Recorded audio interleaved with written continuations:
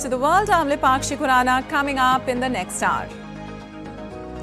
Glimmer of hope for the Middle East as Israel accepts framework deal for winding down the Gaza conflict. US advocated three-phase plan entails a truce and return of hostages. Mexico's ruling party declares Sheinbaum winner of presidential vote.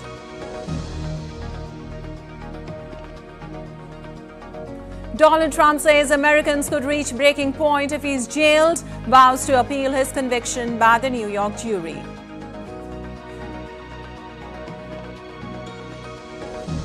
PM Narendra Modi says Bharat's strength as a youthful nation is an opportunity from which we must not look back, stresses the need to make several changes to move forward in the global scenario. Counting of votes for all 7 phases of India's parliamentary elections to take place on Tuesday. Exit polls predict big win for BJP-led NDA. And in football, 15-time champion Real Madrid presents the Champions League trophy to an ecstatic crowd in the Spanish capital city centre on Sunday.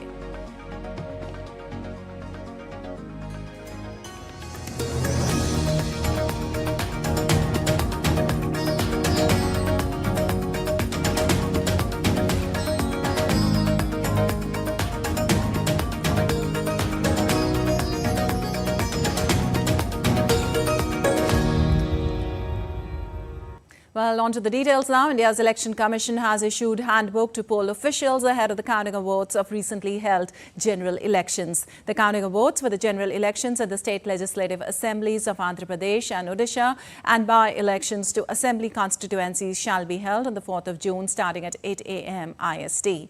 India's Chief Election Commissioner Rajiv Kumar along with 2 election commissioners had reviewed the counting day preparations with all chief electoral officers and returning officers. The counting trends and results as per data entered by RO and ARO for assembly constituencies and parliamentary constituencies will be available on the ECI website as well as the Voter Helpline app, both iOS and Android mobile apps. The Voter Helpline app can be downloaded from the Google Play Store or Apple Play Store. The poll body has also issued a handbook for returning officers and counting agents available on the ECI website.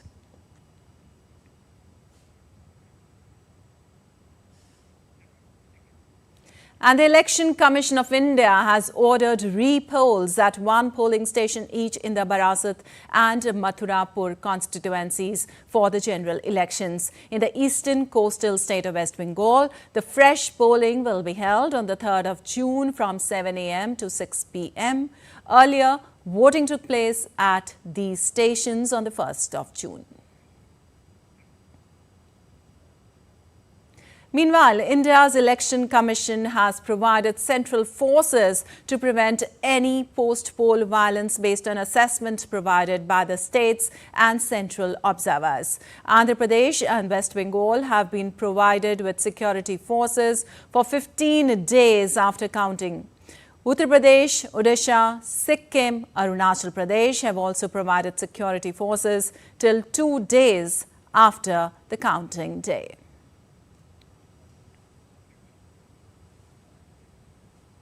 And the German Foreign Office has congratulated Indians for successfully conducting the world's largest democratic elections. It said that Germany is looking forward to working with India's new government and taking cooperation to the next level. In a post on X, the German Foreign Office stated, and I quote, "Congratulations to the Indian people for successfully concluding the world's largest democratic elections. We are looking forward to working with India's new government and to taking our cooperation with India to the next level," unquote.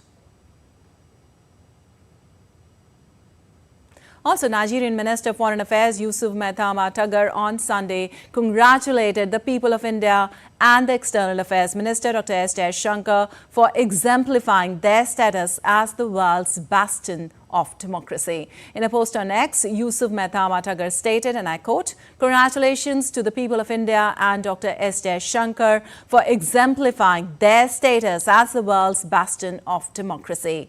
This historic election, which lasted 44 days, was the largest ever in history, with more than 968 million eligible voters out of a population of 1.4 billion. As the largest democracy in Africa, we join you in championing democracy, which is a key pillar of our 4Ds foreign policy agenda. Congratulations once again on a successful electoral season," unquote. And moving on to southern state of Tamil Nadu, though exit polls have unanimously predicted a thumping victory for the DMK alliance, but not a clean sweep, as has been consistently asserted by the indie bloc leaders of the state. The polls have also predicted the BJP making significant inroads into Tamil Nadu and Dravidian major AIADMK getting pushed to the third spot.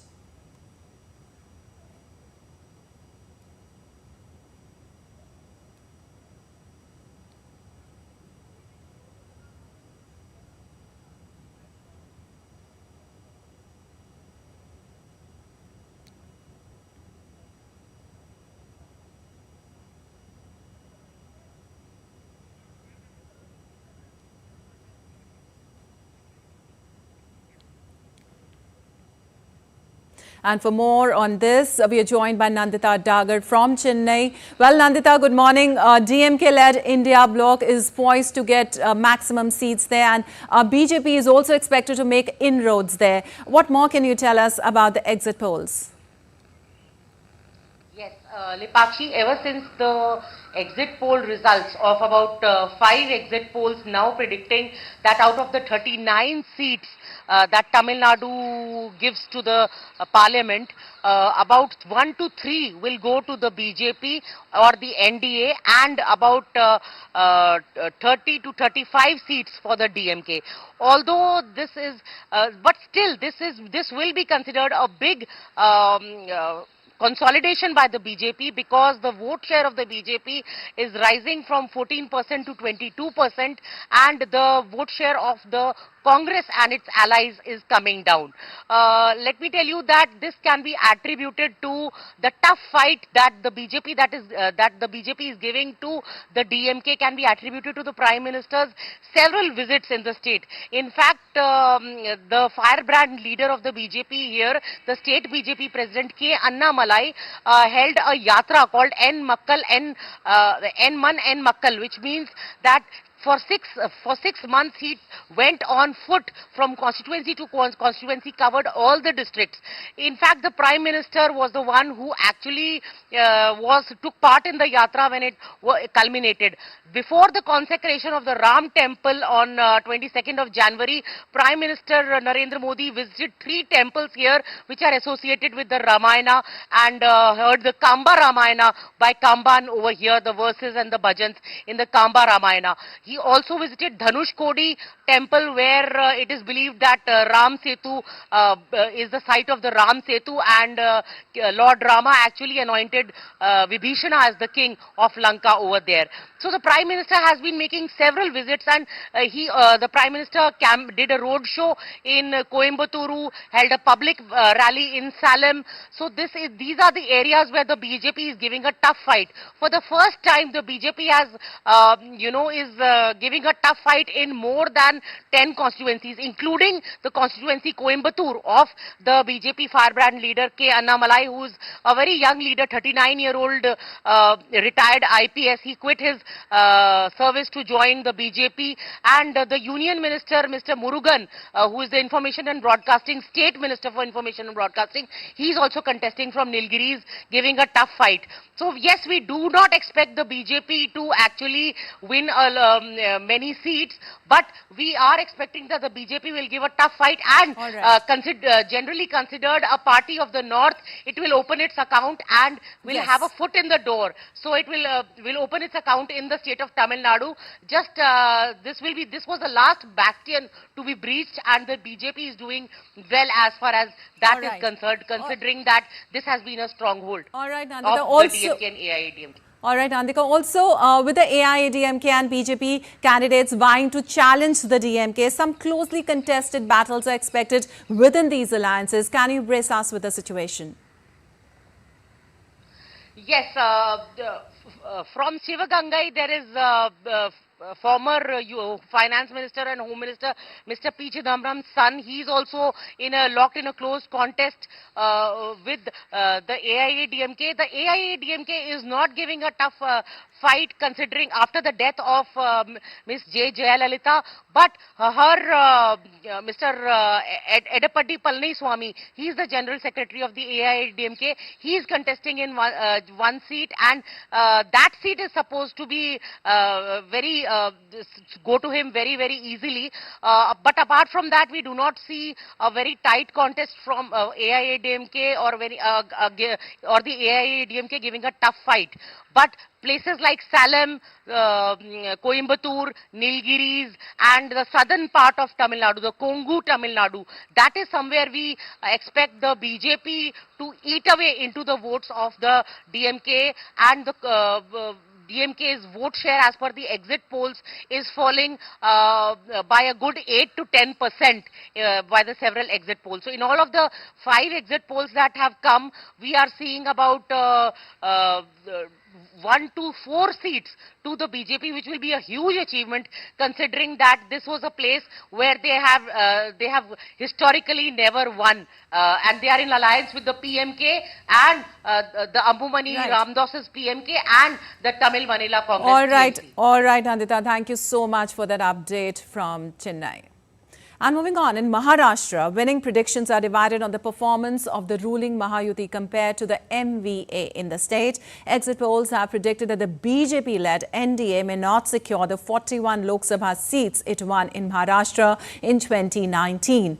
The NDA is confident of winning 4 out of the 6 seats in Mumbai, while the Indy bloc has refrained from commenting on the exit polls. And the BJP is heading towards a hat-trick in Gujarat, as all the exit polls are predicting clean sweep. All 26 seats in the state, went to polls in a single phase on the 7th of May. Gujarat is the bastion of the Bharatiya Janata Party. The party's dominance in Gujarat was re-established in 2019 when it managed to win all 26 seats for the second consecutive time. This time, BJP dropped 5 sitting MPs, highlighting a strategic shift.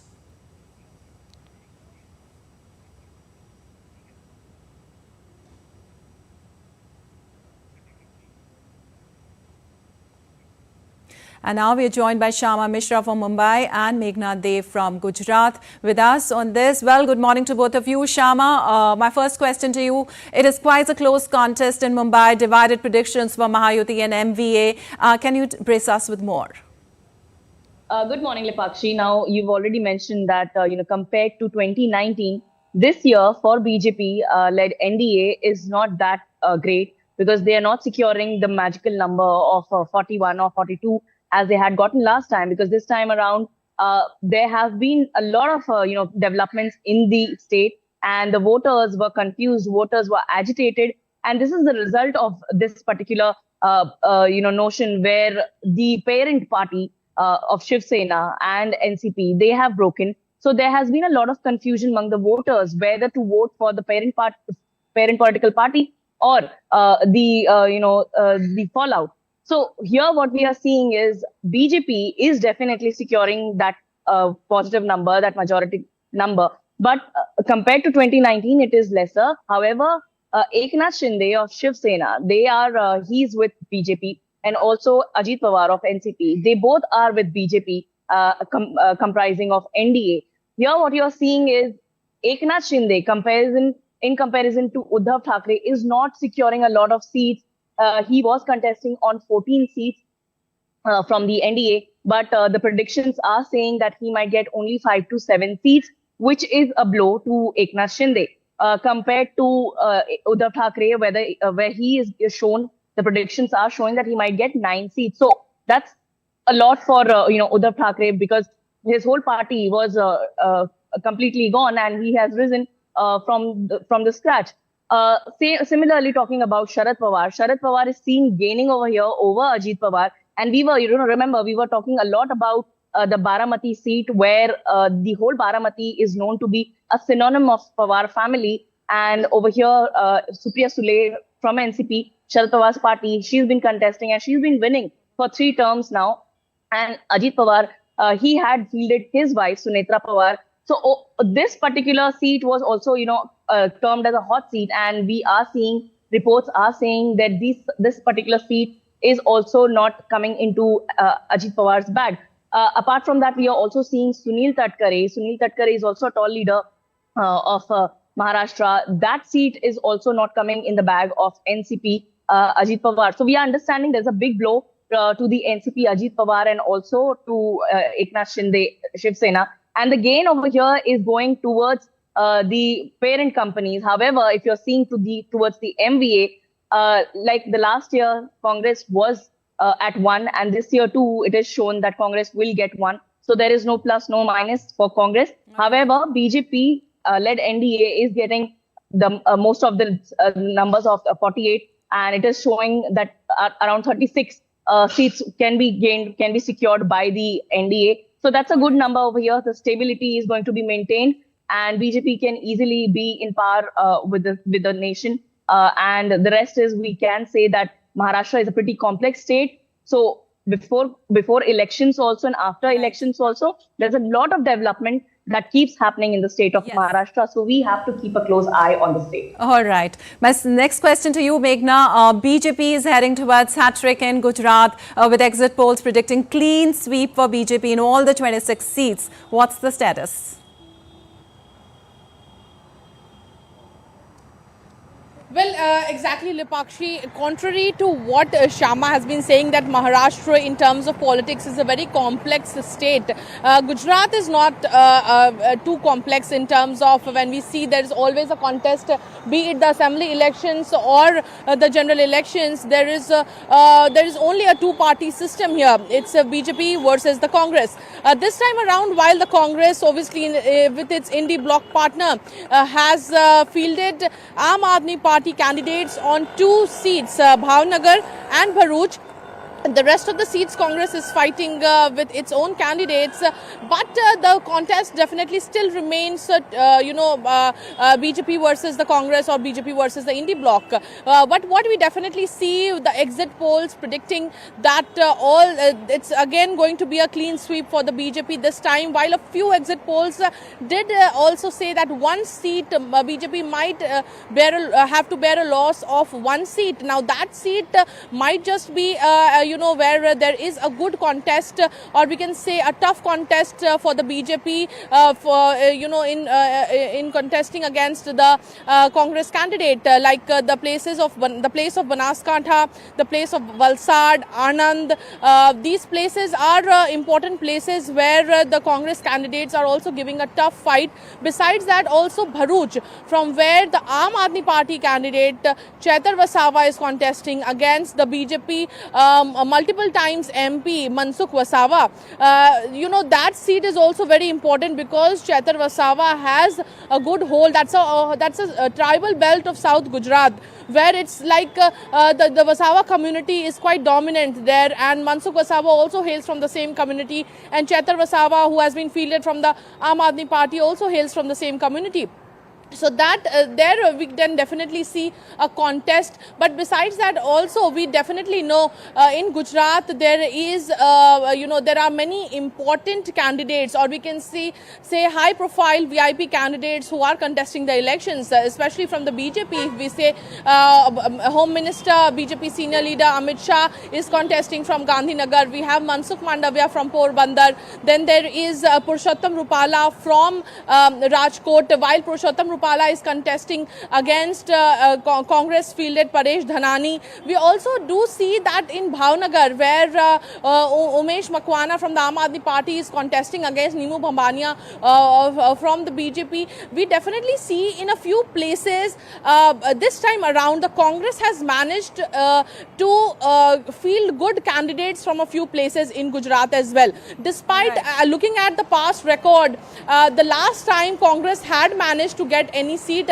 about 11 seats in Gujarat, was in 2009. And the strongholds of the Congress has been Banaskantha, Patan, Surendranagar, the areas in Saurashtra, also Jamnagar, and these areas are very were at a time in 2000 till 2009. These were strongholds of the Congress. Anand was also one of the important seats from where Bharat Singh Solanki used to win.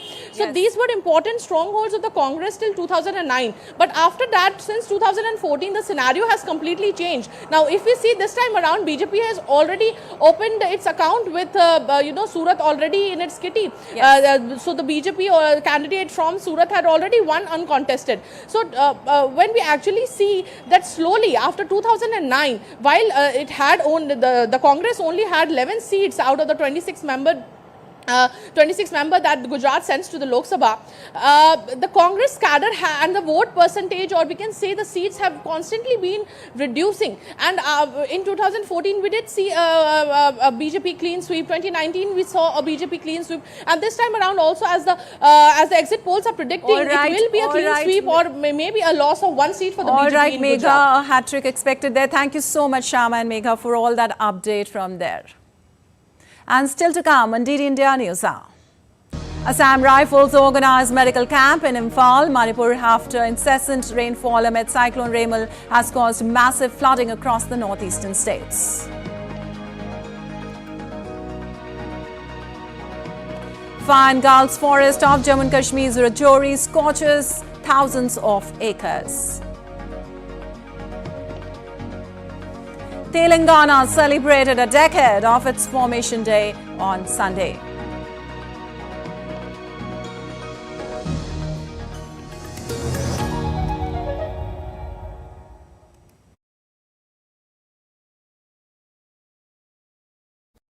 After a grueling campaign, after exhausting polling spanning 7 phases, the stage is set for the counting day.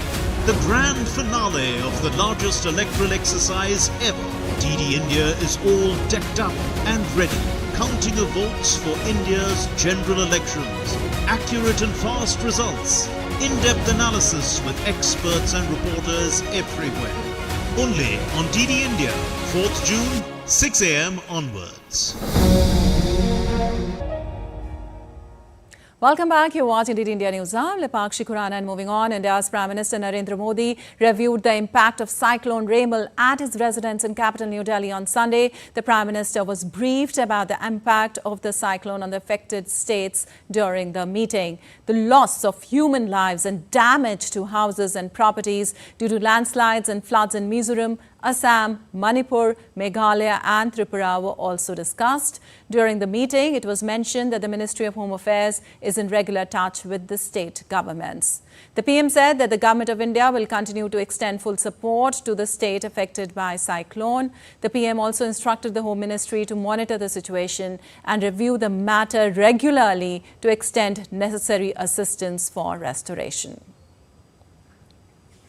Prime Minister Modi also chaired a meeting to review the situation of the ongoing heat wave in the country and the preparedness for the onset of monsoon. Prime Minister has instructed that proper drills for preventing and handling incidents of fire must be done on a regular basis. Fire audit and electrical safety audit of hospitals and other public places must be undertaken regularly, he said. He also said that regular drills for the maintenance of fire lines in forest and productive utilization of the biomass must be planned.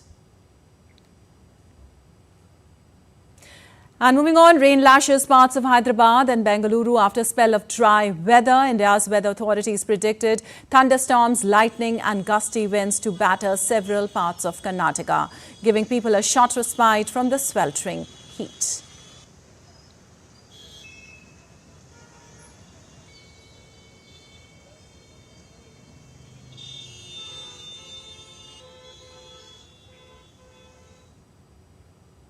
And for more on the onset of monsoon, we have Ravi Raj joining us from Goa. Well, good morning, Ravi. What is the update on the monsoon front? How is the southwest monsoon progressing? What is the latest from IMD? Good morning, Ripashi. As we all know that monsoon has advanced in India on 30th of May, it advanced in Kerala. And as per the latest information from Met Department, it will advance to parts of Karnataka, Rayalaseema, parts of Andhra Pradesh, in the Bay of Bengal. In 2-3 days, it will take Goa to reach 2 more days to reach the Goa. And currently, Goa is very hot and humid weather. So Goans are waiting for monsoon. All right. So how well is the preparation there? All the administrative departments are ready for monsoon. The local administration is ready. Like they have cut the trees, all the roads are ready. The drainage has been digged out. So all the administrative preparedness are being there, but all are waiting for monsoon because weather is very hot and humid right now. We can't there is rainfall is scattered, small rainfall is happening scattered places, but we can't say it is giving relief to people of Goa. So we are waiting eagerly for monsoon. What is the status in all of the South India right now? South India, as we know that it has rainfall in Karnataka and Kerala, it has started already. But in parts of Andhra is also starting. But above that, rainfall is awaiting. People are waiting for rainfall in a part of half of the Karnataka. Above that part, rainfall is still awaiting. All right. So rainfall is still awaited. Thank you so much, Ravi, for all that update from there.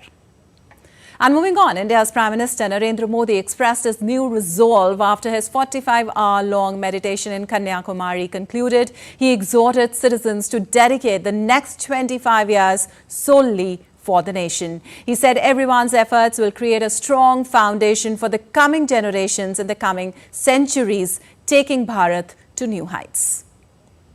Also explaining the roadmap for the coming years, Prime Minister said the development trajectory of India fills us with pride and glory, but at the same time, it also reminds the 140 crore citizens of their responsibilities.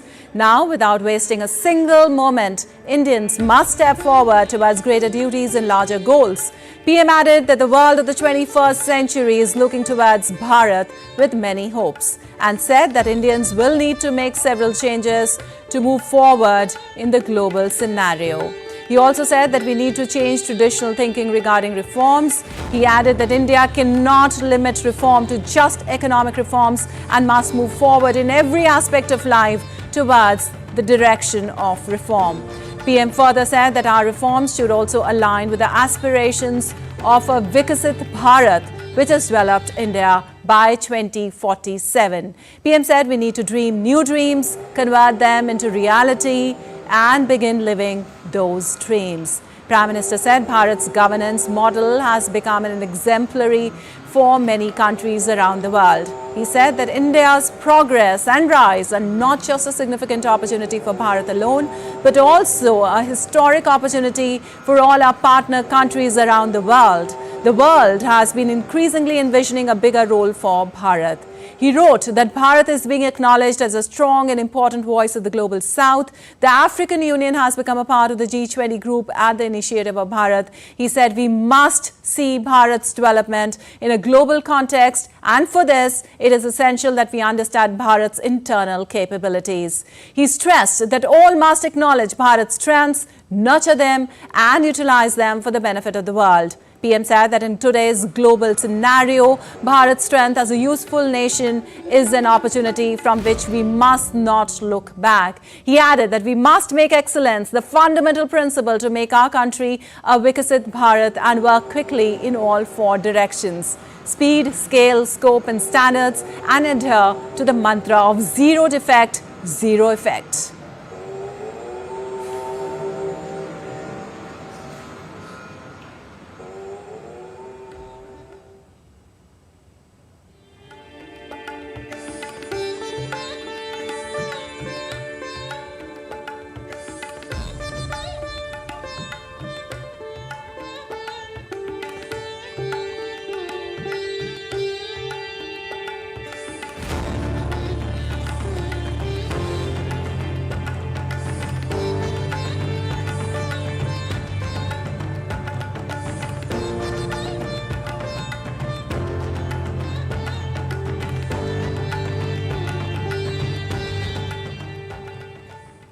All right, now let's take a look at other stories making news today.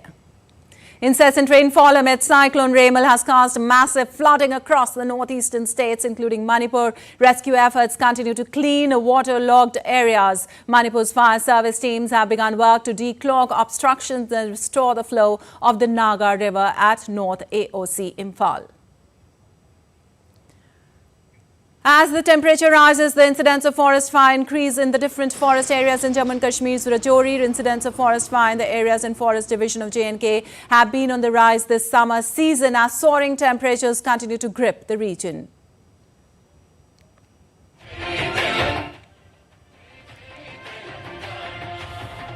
On Sunday, Telangana celebrated its Formation Day. The celebrations in Hyderabad this year were grand, featuring various cultural performances, parades and fireworks. The celebrations reflected the rich cultural heritage of Telangana and the spirit of its people.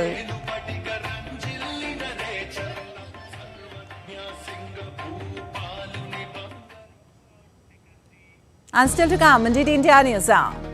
Overnight shooting in Akron in Ohio, at least one person was killed and 25 others injured. We tell you more ahead.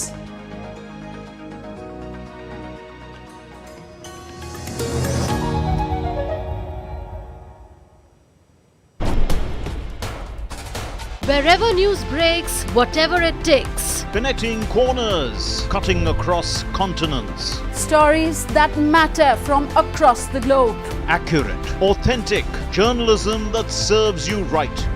From politics to glamour, from sports to world affairs, with a fusion of aesthetics and substance. Introducing news in a new avatar.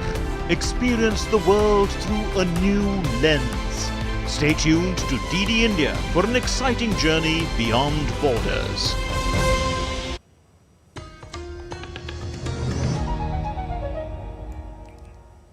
Welcome back. You're watching DD India News. I'm Lipakshi Kurana, and time now for a quick recap of the headlines. Glimmer of hope for the Middle East as Israel accepts framework deal for winding down the Gaza conflict. US advocated three-phase plan entails a truce and return of hostages. Mexico's ruling party declares Sheinbaum winner of presidential vote. Donald Trump says Americans could reach breaking point if he's jailed, vows to appeal his conviction by the New York jury. PM Narendra Modi says Bharat's strength as a youthful nation is an opportunity from which we must not look back, stresses the need to make several changes to move forward in the global scenario. Counting of votes for all 7 phases of India's parliamentary elections to take place on Tuesday. Exit polls predict big win for BJP-led NDA. And in football, 15-time champions Real Madrid presents the Champions League trophy to an ecstatic crowd in the Spanish capital city centre on Sunday.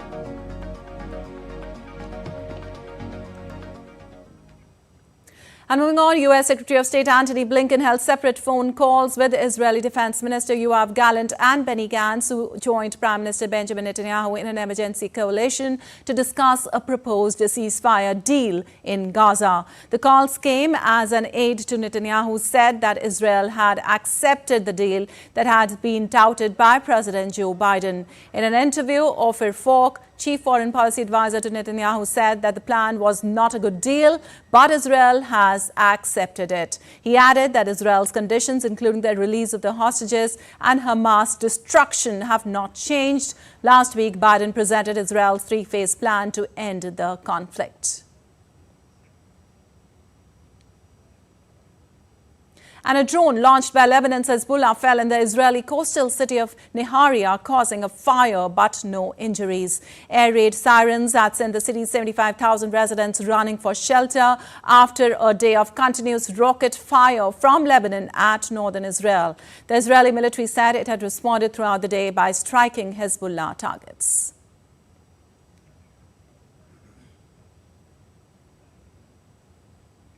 In the United States, former President Donald Trump said he would accept home confinement or jail time after his historic conviction by a New York jury last week, but that it would be tough for the public to accept.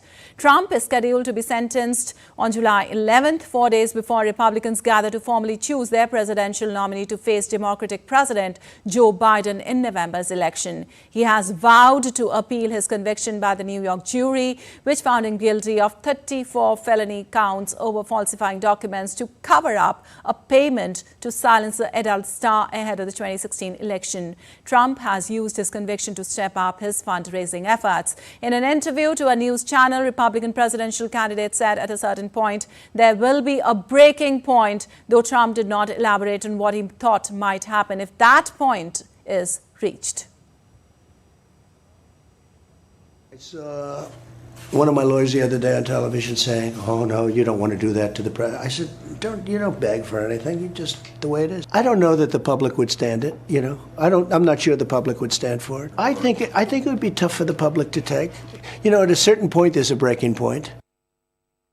And Mexico has made history by electing its first woman president in the country's largest election ever. Claudia Sheinbaum, the former mayor of Mexico City, has won the presidency by a strong majority. The country saw its most historic election as for the first time in the country's history. 2 women led the polls. Sheinbaum's opposition, Xochitl Galvez, is an opposition senator and tech entrepreneur. Amid the historic polls, 2 people were killed in violence at polling centers on Sunday. Voting was suspended at one polling center after a person was killed in a shooting in Coyamipan, a town in the state of Puebla. Mexico's largest ever elections have also been the most violent in modern history, with the killing of 38 candidates. Sheinbaum, who has won the majority over her main competitor, Xochitl Galvez, is now tasked with confronting organized crime violence. A victory for Sheinbaum represents a major step for Mexico. The winner is set to begin a 6-year term on the 1st of October.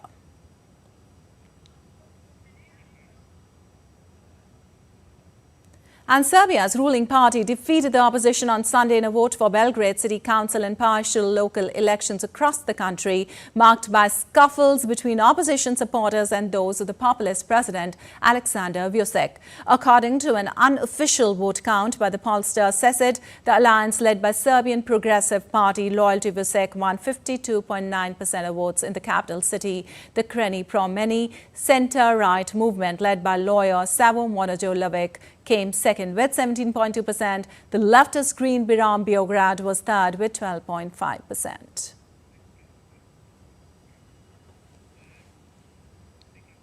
All right, and shifting focus, the 21st edition of Shangri-La Dialogue draws to a close in Singapore on Sunday. Participants held discussions on a number of pressing security issues, including conflict in Ukraine, Taiwan tensions, and China's threat in the Indo-Pacific. Take a look.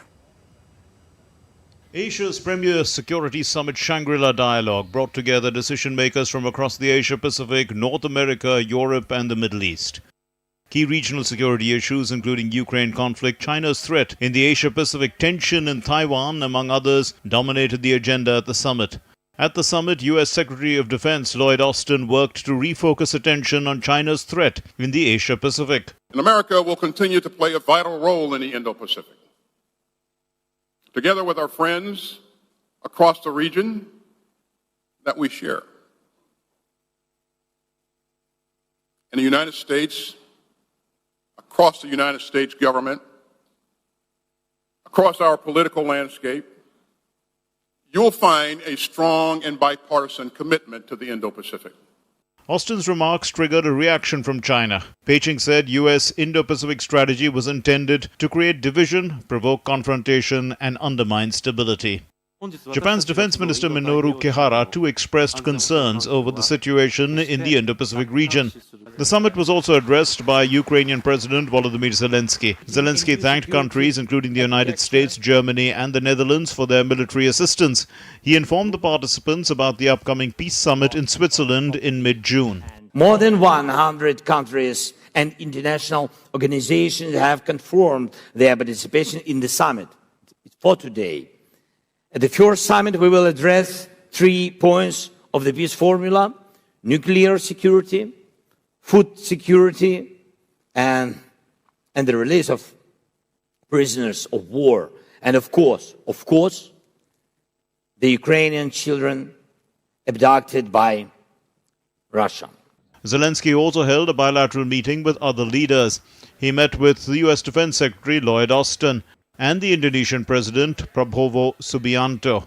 Zelensky also met Singaporean Prime Minister Lawrence Wong after he addressed the last day of the Shangri-La Dialogue Forum. Other bilateral meetings at the summit included US Defense Secretary Lloyd Austin's meeting with his South Korean counterpart Shin Won-sik on Sunday, and his meeting with Japanese Defense Minister Minoru Kihara. Austin also held a trilateral meeting with Japanese Defense Minister Kihara and South Korean Defense Minister Shin Won-sik on the sidelines of the summit in Singapore. Tensions in the Taiwan Strait also came up for discussions during Shangri-La Dialogue. The Chinese Defense Minister reiterated China's stance on Taiwan. The current situation in Taiwan Strait is severe. Figures like Lai Ching-te have shamelessly forgotten their roots and proclaimed the two-state theory, attempting to seek independence by relying on external forces and resorting to military means.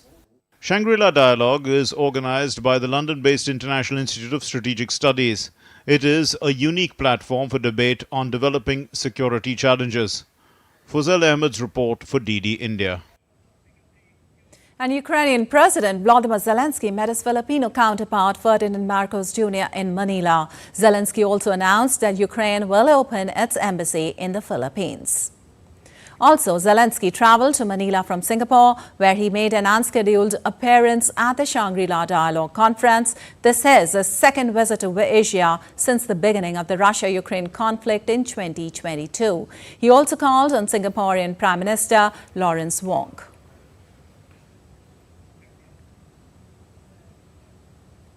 And in South Africa, African National Congress lost its outright majority for the first time in 30 years after the final results were announced on Sunday, and President Cyril Ramaphosa called on his country's political parties to work together for the good of the country. The result is the worst election showing for the ANC, Africa's oldest liberation movement, once led by Nelson Mandela, ending white minority rule.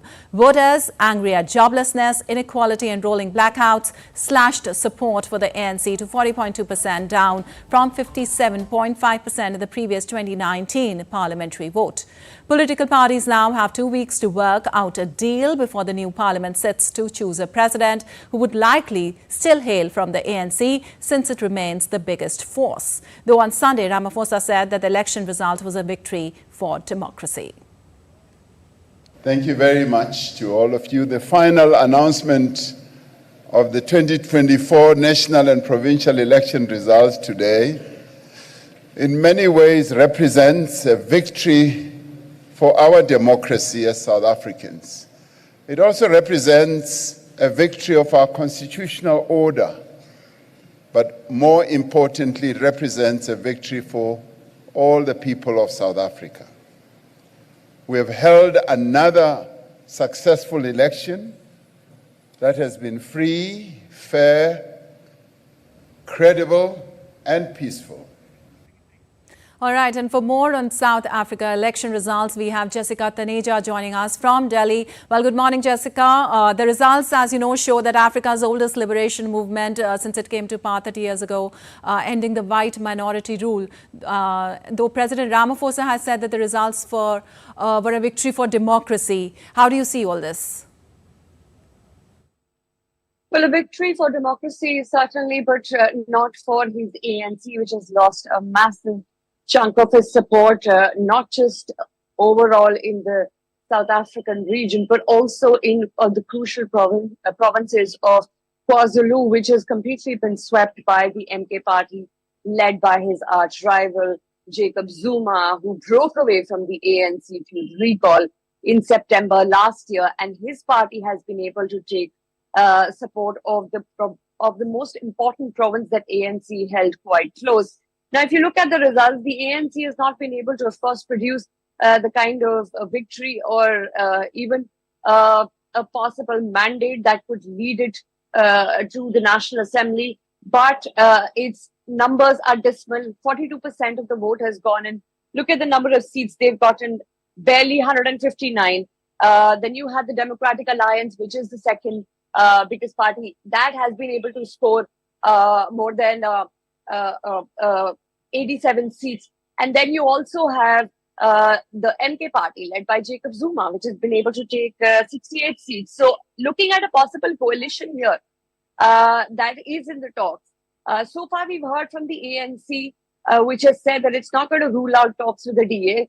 But the Democratic Alliance is a center-right party. It has gained a lot of support, primarily because of a lot of young voters coming out in South Africa, frustrated with the kind of politics that has been played out or the kind of policies that the ANC has not been able to implement for so many years. So the coalition possibilities are quite difficult. How the arithmetic will be worked out is certainly up to a lot of interpretation. But the kingmaker certainly emerges to be Jacob Zuma, with his MK party securing 58 seats. So what happens from here on will only be sort of made possible in the next few days. And the fact that they only have 11 days to decide as to who leads the National Assembly and who becomes the next president of South Africa. Cyril Ramaphosa seems to be in a difficult spot. If he enters a coalition with the MK party, which is led by Jacob Zuma, who broke away from the party in September and created his own faction, you'd remember that Jacob Zuma and Cyril Ramaphosa, as many would say, are sworn enemies. So coalition between the two could be very difficult, if nearly impossible. All right, Jessica, thank you so much for that update from Delhi. And moving on, Boeing and NASA have said that air teams are preparing to launch the new Starliner space capsule on the 5th of June after scrubbing its inaugural test flight launch attempt on Saturday. The Starliner capsule had stood ready for blast-off from NASA's Kennedy Space Center in Florida on Saturday before a ground system computer triggered an automatic abort command that shut down the launch sequence. Once launched, the Starliner is expected to arrive at the space station after a flight of about 24 hours and dock with the orbiting research outpost, some 250 miles above the Earth.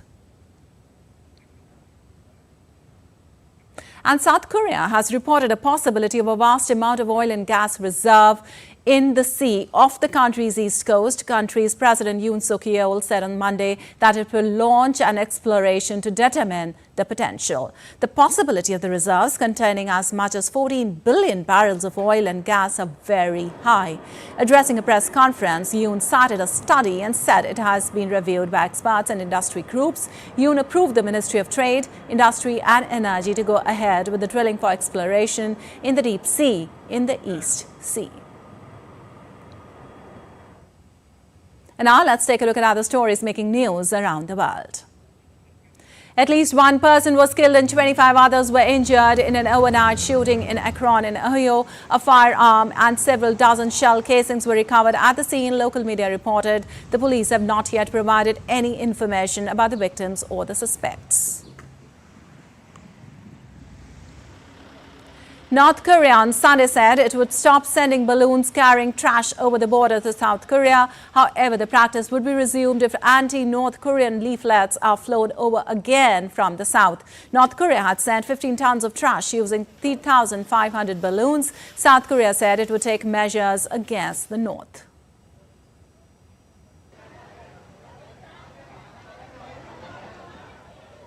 And still to come, Indeed India News Hour. Severe monsoon lashes Sri Lanka, thousands stranded, Army Air Force mobilized for the rescue efforts. West Indies gets off to a winning start in ICC Men's T20 World Cup on Sunday.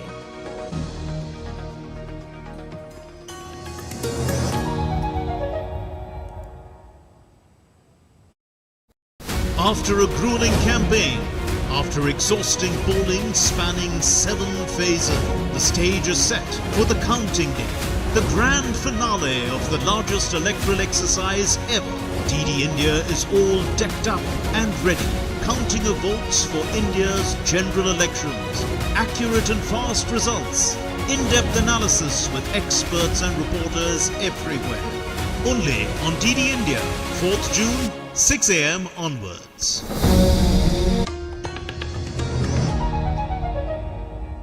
Welcome back. You're watching the India News. I'm Lipakshi Kurana, and moving on to some weather updates. 2 bodies were recovered from Italy's Natisone River on Sunday after it was flooded. 3 people went missing on Friday after water levels began to rise unexpectedly due to heavy rainfall in the area. The local fire department led extensive operations. Search and rescue efforts were underway for the third-person currents.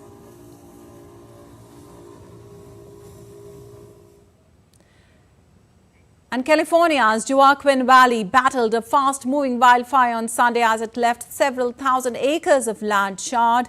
According to the state's firefighting service, the Coral fire burned through 14,000 acres and was 30% contained. Several vehicles were destroyed in the blaze. 2 firefighters were also injured. Severe monsoon over the weekend in Sri Lanka caused widespread devastation across the island, claiming at least 15 lives and leaving more than 19,000 people stranded. Torrential rain exceeding 300 mm have led to flash floods, uprooted trees, strong winds, lightning and landslides were accompanied. The Sri Lankan Army and Air Force have been for rescue operations. Schools have been closed in several areas till Monday. Electricity have also been suspended as a precautionary measure. Red notices for landslides have also been issued in 4 districts. And you're watching the India News. Our time now for some sports news.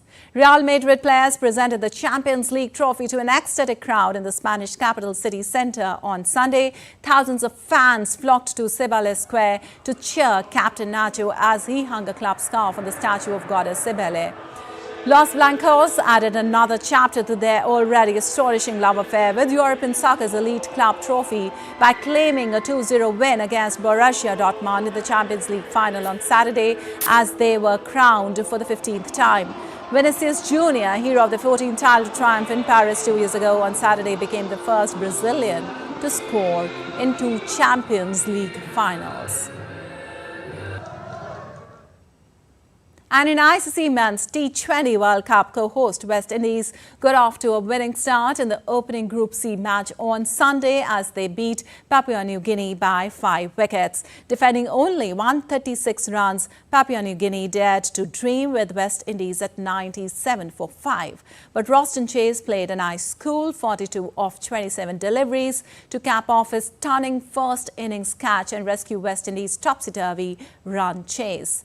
Earlier, choosing to bowl, the men in maroon had restricted PNG to a meagre total.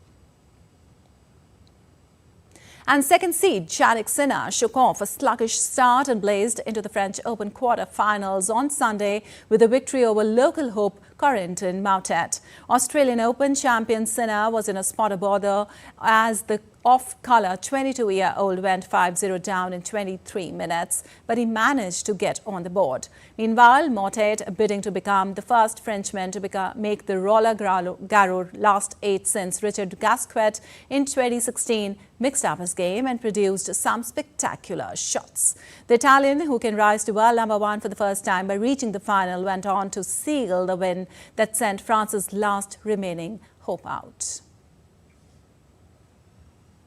And Fiorentina coach Vincenzo Italiano confirmed he was leaving the Serie A club after their season-ending win over Atalanta on Sunday. Fiorentina beat Atalanta 3-2 in the last game of the campaign. Italiano arrived at Fiorentina in 2021, leading them to 2 Europa Conference League finals and the 2022-23 Coppa Italia final, which all ended in defeat. They finished 8th in Serie A this season and will play in the Conference League playoffs in the upcoming campaign.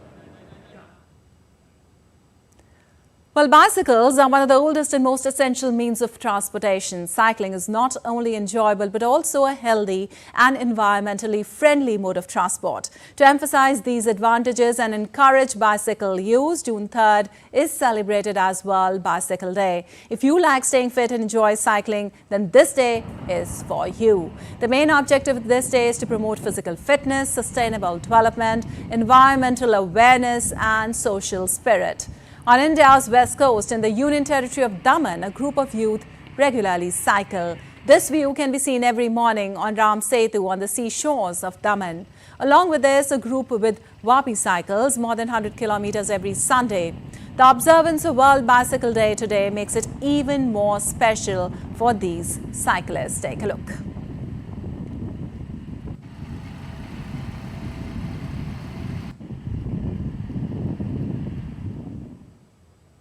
All right, that's all for this edition of DD India News Hour, but let us know your thoughts on the news of the day. For those on the go, you can get all the latest news and updates from India and across the world on the DD India mobile app.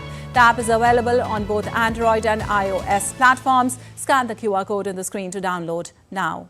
We'll be back with more news as it breaks here on DD India. I'm Lipakshi Kurana from all of us here in Delhi. Thanks for watching DD India News Hour.